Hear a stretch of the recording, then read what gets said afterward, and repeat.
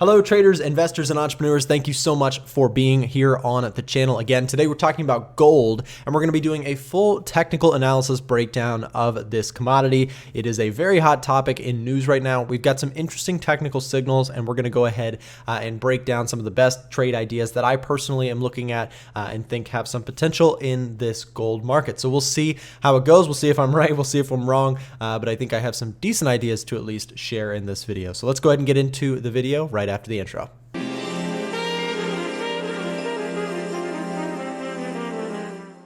So welcome back. Again, if you're new to the channel, do me a real quick favor. If you like this sort of content and you want to see more of it, like the video so that YouTube will share it with you more often. And also subscribe to the channel if you're new for more trading tips, tricks, watching me trade, all that sort of good stuff that we do here on the channel. So gold has actually been a really hot topic, not just in the technical analysis world and the people who actually trade actively, but just in general, right? It's hitting the headlines as people who don't trade and invest have been getting really bullish on gold as well, which actually is a very big warning sign. So before we get too far into the technicals, when we start seeing this happen and we start seeing the common person on the street who does not trade or does not invest start getting really hyped up about gold and say, oh, you need to buy, like the dangerous part about that is that not necessarily that buying gold is a bad thing, but we want to be careful that we're not just buying along with the herd, because we actually saw this week so far what has happened when things get overly bullish and then we just see a very normal pullback. People lost huge amounts of money just from this very minimal pullback because everybody wanted to be a part of the move, right? We always get this. This is something that happens in markets so often. It's really insane. We see it in stocks, we see it in currencies, we see it in cryptocurrencies, right? We see everybody flock to an investment thinking that, okay, this is the new thing. This is going to be the thing that changes my life. And it very well may be in the long term, but in the short term, we can see some very normal corrections. We can see some very normal pullbacks. This one looks really bad, but you have to remember, we floated higher since March all the way up to this point with little to no hesitation. And so what usually ends up happening is there's a pullback at some point, and it's usually pretty violent to match the violent roar to the upside. So when you see this, that's why I'm always very cautious. If you have watched my streams recently, I've said again and again, I'm not willing to be a buyer up here. I'm not willing to buy gold because of how stretched it's looking to the upside. It's not that I necessarily thought that, oh, it was going to turn around right here. It's that I knew, I mean, hindsight bias, of course, but I had a pretty good feeling the whole time it was going up that this sort of pullback was moving in. At some point or another, we were going to see the strong dip, and I didn't want to be the one holding the bag. And so when we're looking at this, where do we go from here? So we have actually seen a pretty significant pullback off of that high. You can actually see in terms of pips, we formed that high at that 2075 mark, came down all the way to that 1862 mark. We shaved off some serious gains in just a few short trading days here on gold. And so now as we're looking at it, where are the trade setups? Where are the ideas to go from here? Because I think it's an important thing to understand the mentality, the mindset, what happened here in order for us to set up trade ideas. So we saw a lot of people who were chasing gold, right, get a little bit hurt. And I think personally that hurt may not necessarily be over right now.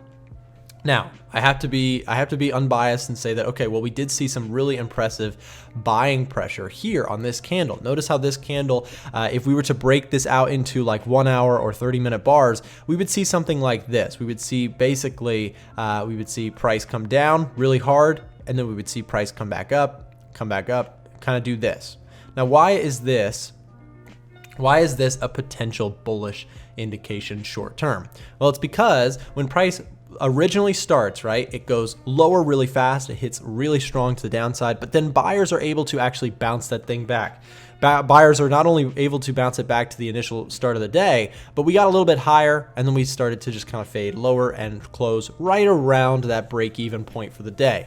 The reason that that is significant is because this previous day where we had so much sell pressure, we had so much strength in the last few days to the sell side, when it halts like that, what that could mean is that, okay, well, short term, sellers are exhausted and we may see a bounce. It's a very simple technical kind of concept that people talk about in trading. It's just, in case you're a newer trader or you're not familiar with candlestick patterns, it's very simply just looking for that hesitation in price movement and making a decision that, okay, maybe this thing has that room to make its way back up. But we'll see if that happens. I think personally that this thing, again, still very stretched over that longer term time frames.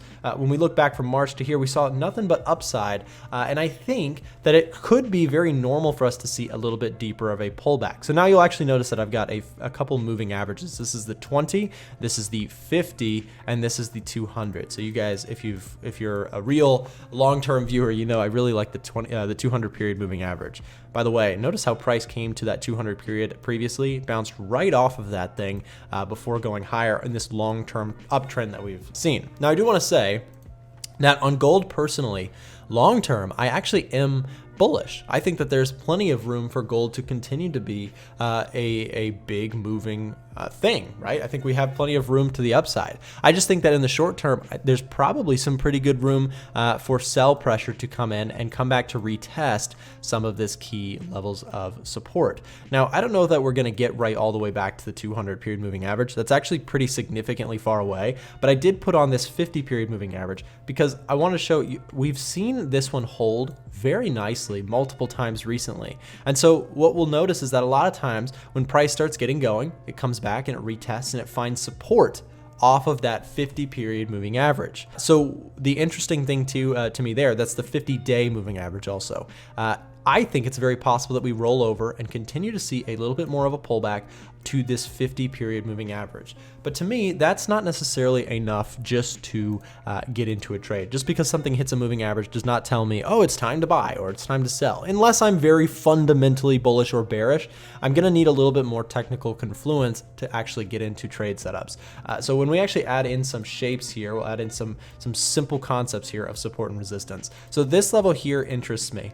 This level being right around that 1750 mark. I know it seems like a world away and it seems like the price may never come back there for you guys who have been watching this crazy bullish market, but it is something that when we look at gold, it's very possible. Again, notice how we dropped that much in just a few days. A few more days could lead us down to that 1750 mark. It's very possible. And so for me, to be interested in buying gold, I am interested in looking for that full retracement there to a level like this one here.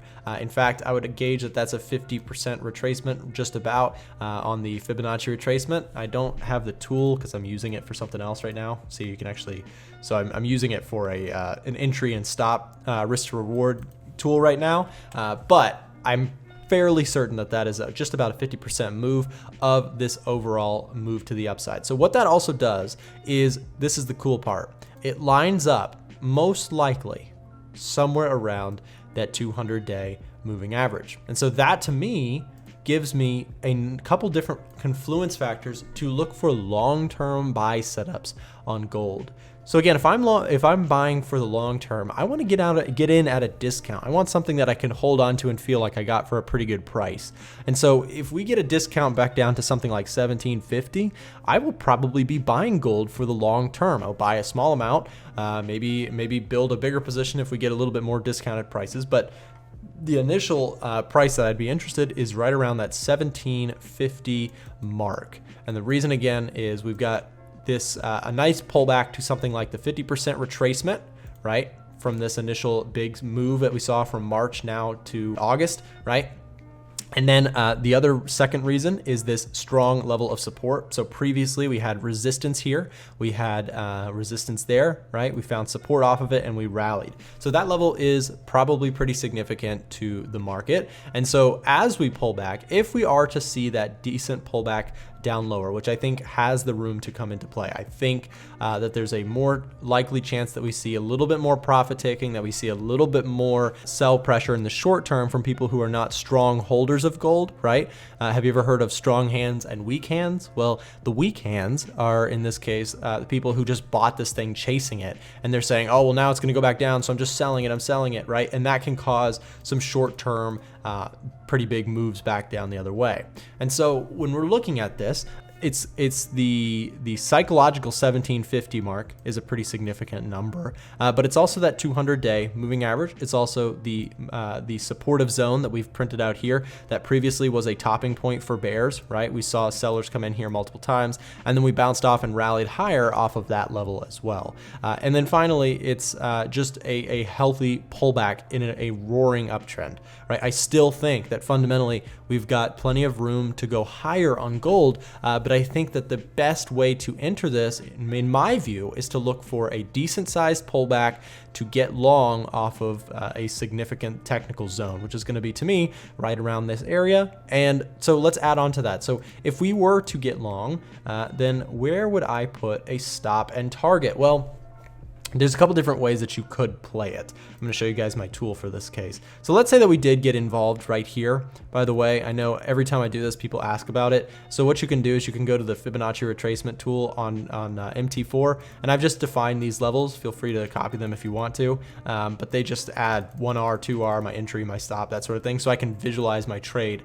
So let's say that price comes down here, right, to that entry point. A stop underneath wherever that 200 period moving average to me is going to be my go-to. So if I were to do something like, let's move this over just a bit.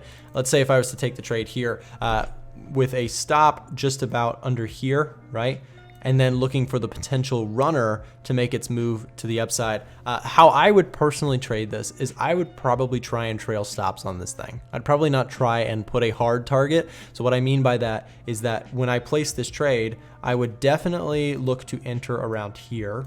But then I would have my stop under here, a strict stop. So if it was to come down harder on me, then I would basically just stop out of the trade. But if price were to move in my favor, I would not have a target. So there would not be like a limited upside. So there would be unlimited upside in the sense that if price comes down and we were to see price tag this level and we were to start moving up, what I would probably do is I would just go ahead and try for a trailing stop. So I'd move my stop there, and then here, once we get up to this point, I'd probably trail up here, move up to this point, trail up here, right? And I would just try and walk it in on that longer term chart to see how much I can earn from one of those bigger moves on gold. And in that case, you know, and then some traders may even just look to put a hard target at the top there. That could be an opportunity if you think that that has a good probability. It's a little bit far away, and we could see more choppiness in the short term.